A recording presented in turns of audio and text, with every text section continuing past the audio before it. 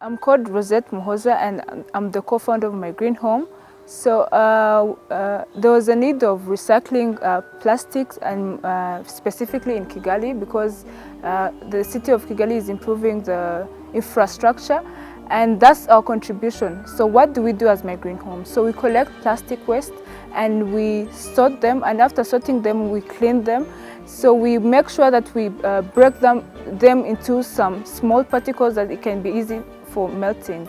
And after melting them, we are able to mix it with sand and make briquettes or paving stone of different shapes.